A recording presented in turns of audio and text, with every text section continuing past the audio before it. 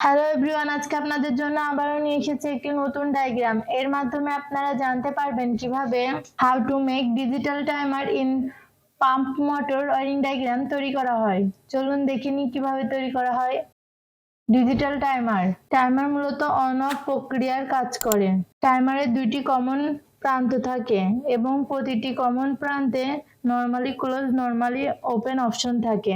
আমরা যখন টাইমারে টাইম দ্বারা সেট করি তখন নির্দিষ্ট টাইম শেষ হবার সাথে সাথে টাইমারটি টিপ করে। কন্ট্যাক্টর হলো ইলেকট্রোম্যাগনেটিক চালিত সুইচ, এটি মোটর কন্ট্রোল করে। পাম্প মোটর, যে যন্ত্রের সাহায্যে বৈদ্যুতিক শক্তিকে যান্ত্রিক শক্তিতে রূপান্তরিত করা হয় তাকে মোটর বলে।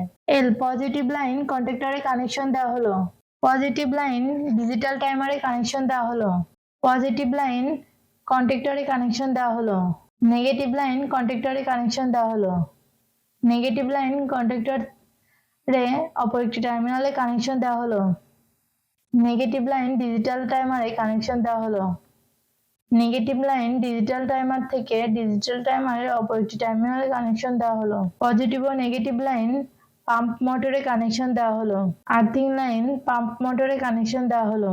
এই ডায়াগ্রামটি পুরোপুরি সম্পূর্ণ হয়েছে। এভাবে আপনারা আপনাদের বাসাবাড়ি অথবা কারখানাতে তৈরি করতে পারবেন। ভিডিওটি ভালো লাগলে লাইক ও সাবস্ক্রাইব করবেন। ধন্যবাদ।